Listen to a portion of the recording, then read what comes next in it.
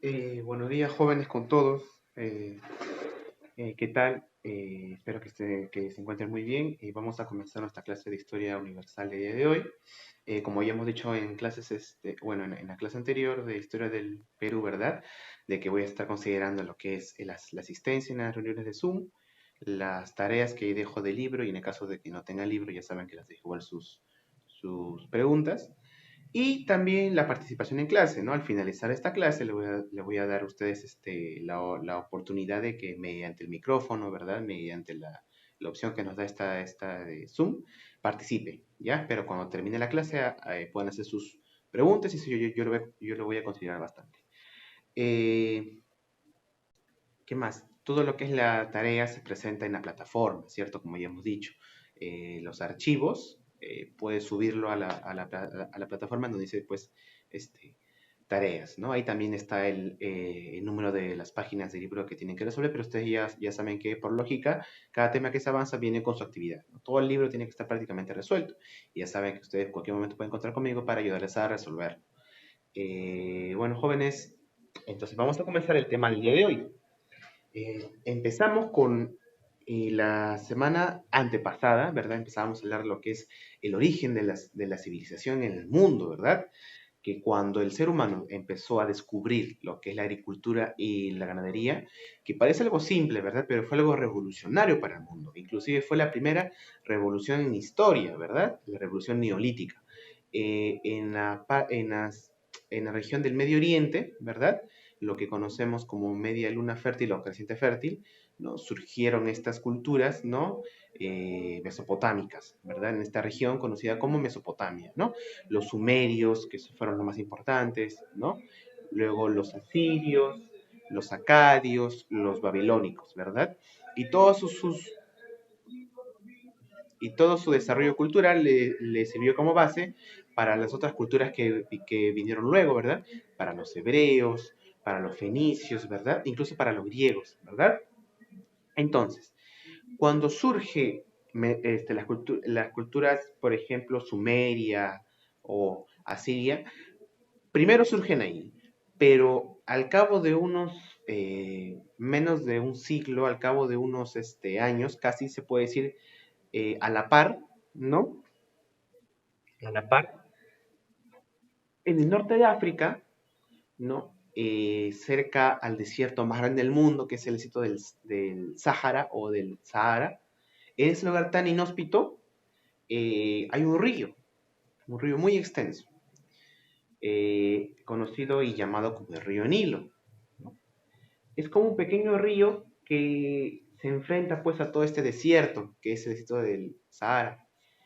Y ahí unas personitas conocidas como nómades, ¿no? O que se dedicaban al pastoreo y a la agricultura, surge y evoluciona y se transforma en uno de los estados más influyentes de la historia de la humanidad, ¿no? En ese pequeño río surge una de las culturas más grandes e importantes de la historia, que incluso solamente su estudio ya es como una ciencia, ¿no? Estábamos hablando de el pueblo y la cultura egipcia, ¿de acuerdo? Incluso, como les he dicho, pues su estudio abarca toda una ciencia, ¿no? Los que se dedican a estudiar la cultura egipcia se conoce como los egiptólogos, ¿no? Es una cultura que se desarrolló tanto y por tanto tiempo que para nosotros de repente es un poco confuso cuando hablamos del tiempo egipcio. Estamos hablando aproximadamente de 3.000 años de historia. Imagínense que cuando surgen los primeros pueblos, bueno, los primeros reinos en Egipto, todavía, y a ver, para que nos hagamos una idea, imagínate que somos una de las primeras culturas o uno de los primeros pueblos de Egipto, ¿no? Estamos en la época donde recién aparecen los reyes, ¿de acuerdo? En el periodo predinástico, por ejemplo, en el inicio de Egipto. Tú vives ahí, eres un campesino. Imagínate, tú tienes que esperar 1500 años para ver que construyan las pirámides de Egipto y tienes que esperar otros 1000 años más para ver a Cleopatra. Imagínate que el tiempo en Egipto es increíble, prácticamente abarca 3000 años, ¿de acuerdo? Y para resumirlo todo esto, hay como un juego mental, ¿no? En donde es como un ejercicio mental, en donde te hacen la pregunta, ¿no? ¿Quién está, o bueno, no te hacen la comparación? Cleopatra está más cerca de nosotros, de nuestro tiempo, que de las pirámides de Egipto. Porque cuando estaba Cleopatra viva, las pirámides se habían construido hace 3000 años. Y de Cleopatra hasta nuestra época son 2000 años. Son casi 1000 años de diferencia. Imagínate que la historia egipcia es antiquísima y muy extensa. Entonces vamos a empezar a comentarla y a explicarla desde el principio. Hablamos del norte de África, ¿verdad? Del río Nilo. Estamos en el desierto más grande del mundo hace aproximadamente 4000 a 5000 años, ¿sí? Surge pues este río Nilo, ¿verdad? Que, que está pues en medio del desierto, ¿no? Para el lado oriental, ¿de acuerdo? Cerca al Medio Oriente, a Mesopotamia, ¿de acuerdo? Y por el norte está el mar Mediterráneo. Ahora, en este río tiene algo importante, que al año tiene unas crecidas, ¿verdad? Tiene como unas inundaciones, unos desbordes, ¿no? Así como pasa a veces acá en la costa, que a veces en cada cierto tiempo el río se va desbordando. Ocurre lo mismo en Egipto, pero lo hace cada año. Y cuando el río se desborda, trae como una especie de fango conocido como limo, ¿no? Este fango hace de que se convierta esta tierra y los márgenes y el valle que se forma alrededor del río Nilo, lo convierte en una tierra muy fértil. Entonces ahí surgieron unas,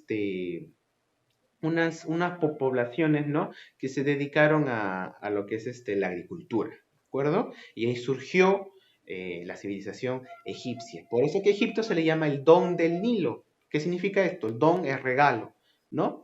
Es decir, si no fuera por el Nilo, esa civilización nunca hubiera existido, ¿no? Porque en medio del desierto, del Sáhara, no hubiera surgido nada, ¿no? Ninguna población se hubiera sentado ahí si no hubiera tenido agua, alimento, ¿verdad? Como lo daba el Nilo, el río Nilo les daba todo.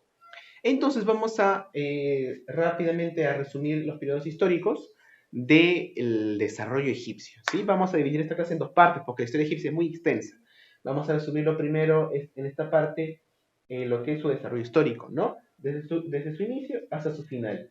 Todo este tiempo de aquí, toda esta división histórica, ¿no? Esta clasificación de la historia de Egipto abarca aproximadamente 3000 años, ¿de acuerdo?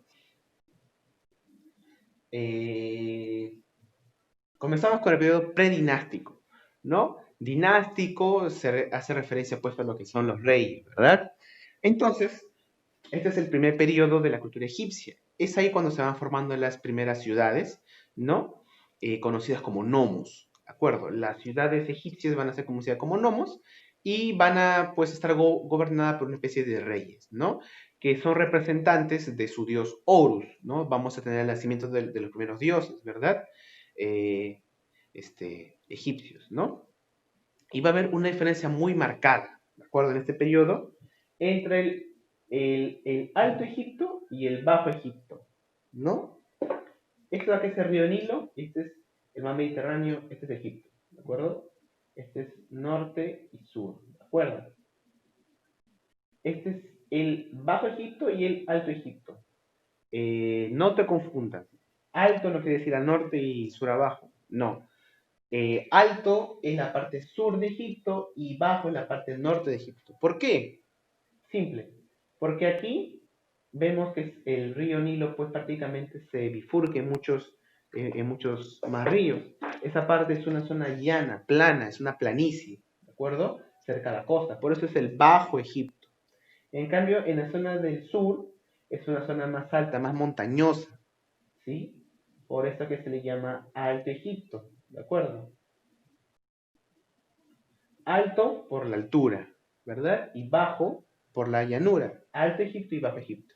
Entonces van a estar muy divididas estas zonas. Van a ser prácticamente dos pueblos diferentes, ¿de acuerdo?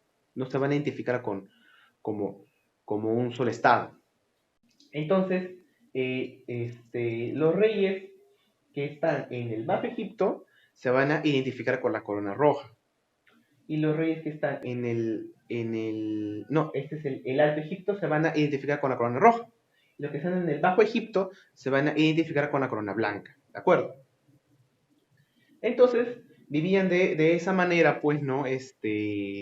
Organizada, y se empezaron, pues, a organizar políticamente los nomos, egipcios. En este periodo también surge lo que es la escritura jeroglífica, ¿no?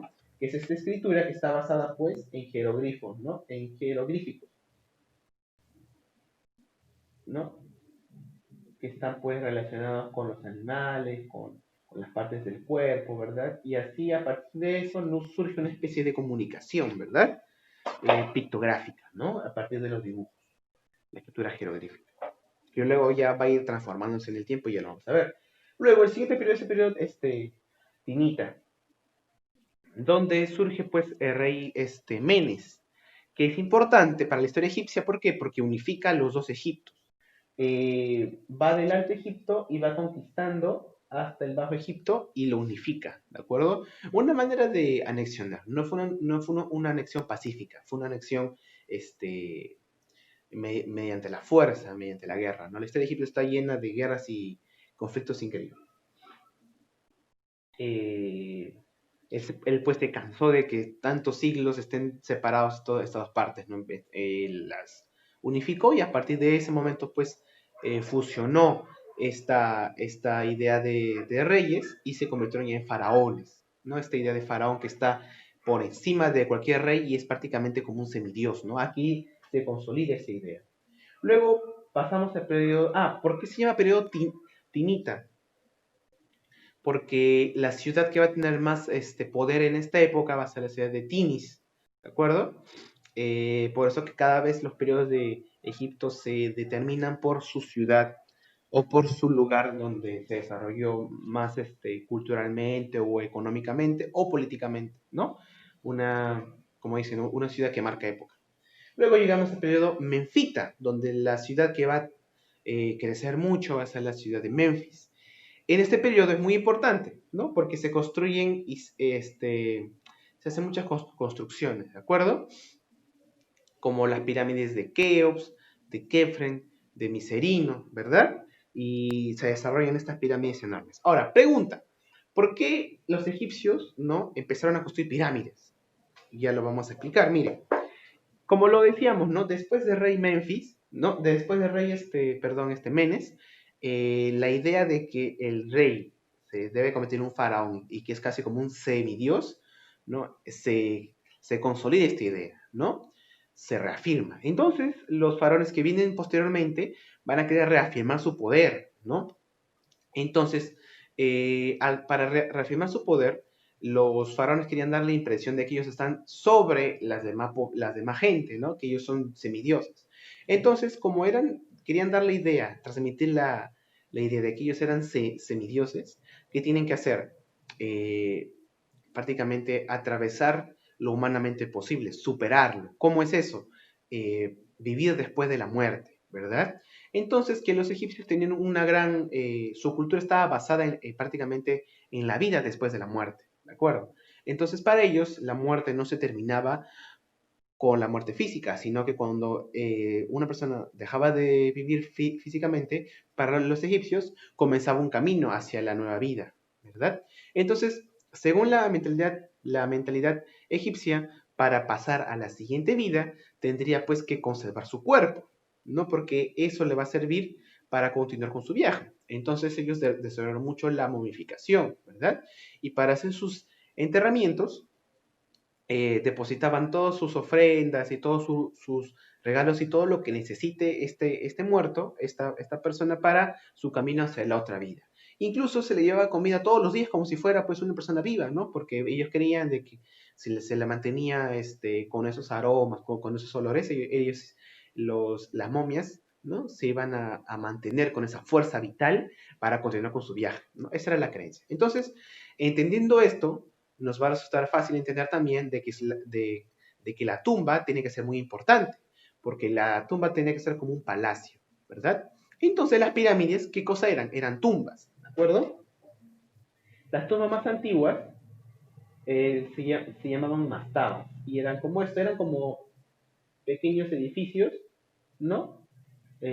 Con muy poca elevación, ¿de acuerdo? Pero ¿qué pasó? Los primeros faraones que construyeron mastabas se dieron cuenta de que estas mastabas, como estaban encerradas en murallas, decían, no se puede ver después de la muralla, ¿no? Yo paso por ahí y solamente veo esta muralla y no veo la mastaba, entonces no me acuerdo del faraón. Y los faraones que estaban vivos tenían mucho miedo de que su pueblo no los recuerde o no demuestren su grandeza en su tumba, ¿no? En la cultura egipcia, mientras su tumba sea mucho más grande y más opulenta, pues daba a entender de que fue un faraón muy importante, ¿no? O fue casi un semidios o un dios, ¿de acuerdo? Entonces, para el faraón era algo terrible que su tumba estuviera pues enterrada por ahí nada más, era como un insulto. Entonces, que a partir de ese momento se les ocurrió pues, poner una mastaba sobre otra mastaba, para que se vea desde lejos. Y así ya se va formando la figura de una pirámide, ¿no? Entonces, los egipcios fueron famosos por sus pirámides, ¿de acuerdo? Dato curioso para que lo investigues. Eh, Hasta ahora hay un debate en la historia entre qué país o qué cultura tuvo las pirámides más antiguas del mundo.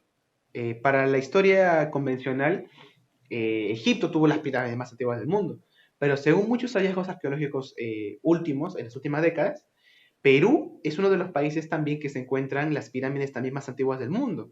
Entonces, Egipto y Perú son los dos lugares en el mundo donde se desarrollaron esta idea arquitectónica de las pirámides, ¿no? Por ejemplo, las pirámides de Áspero o de Bandurria, ¿no? Que están en la costa norte del Perú, ¿no? Son también las pirámides más antiguas del mundo junto con las egipcias, ¿no? Investiguen mucho sobre eso porque aún se sigue, pues, sacando muchas publicaciones y muchos descubrimientos arqueológicos nuevos. Bueno, entonces, en este periodo ya las pirámides pues se consolidan y se empiezan a construir pirámides enormes, ¿no? Como estas Keops, Kersen y Miserino, que llevan el nombre de sus respectivos faraones. Entonces, las pirámides eran tumbas, ¿no? Que tienen esta forma escalonada y que luego de ver que tenían esa forma, ¿no? Las llamaron como una especie de escaleras al cielo, ¿de acuerdo?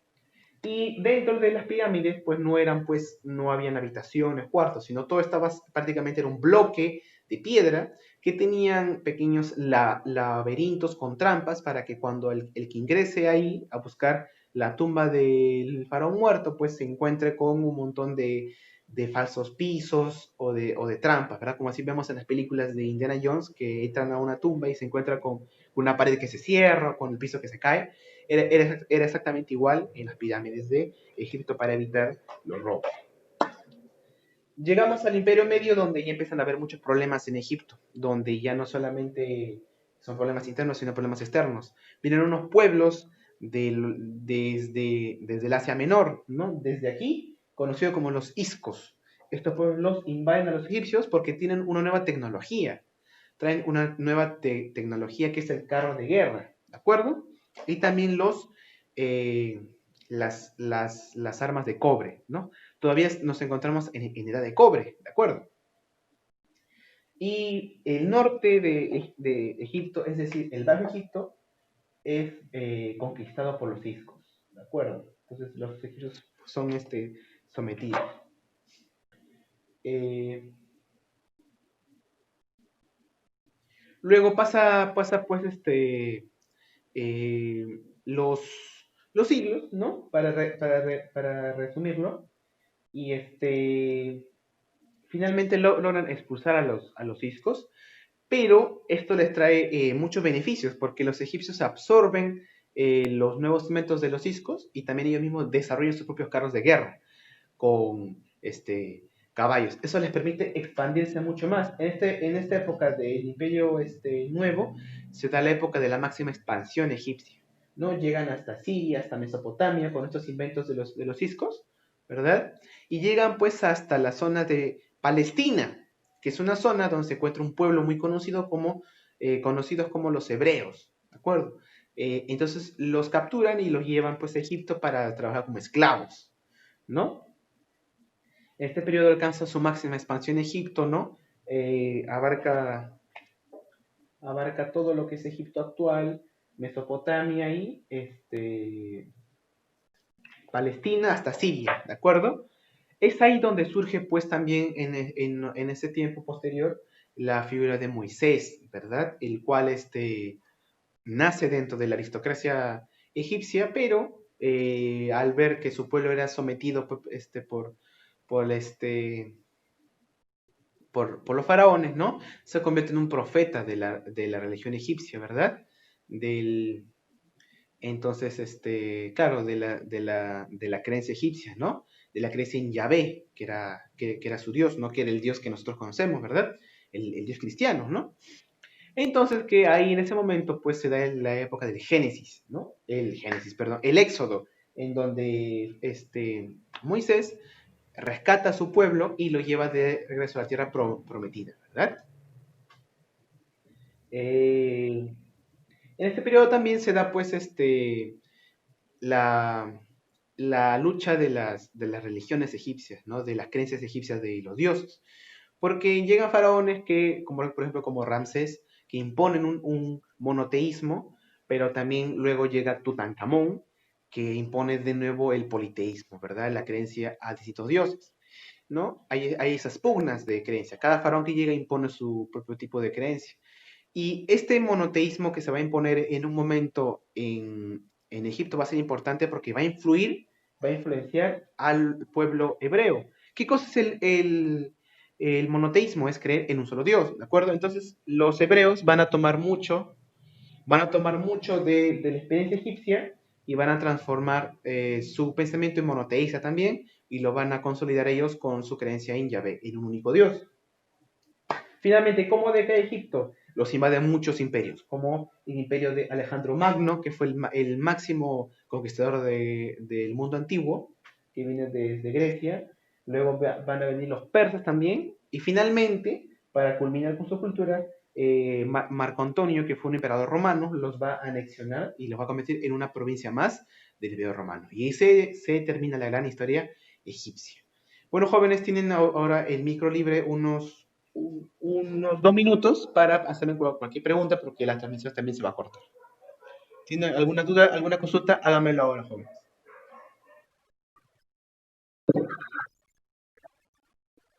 Ya, rápido.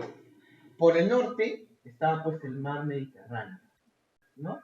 Por el sur el desierto de Nubia, donde estaban los famosos nubios, que eran unas personas que los egipcios lo escribían como personas de piel oscura, pero ahora sabemos que se trataban pues de africanos, ¿de acuerdo? Por el, por el, por el oeste estaba el desierto de Libia, ¿no? Y por el por el este estaba pues la franja de Gaza y pues el canal de Suez, ¿no? Donde se transportaba pues el mundo antiguo. ¿Otra duda? ¿Otra consulta?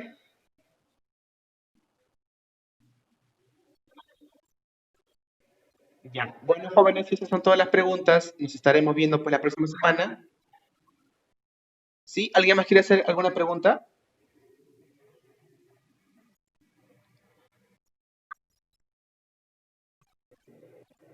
¿Cómo?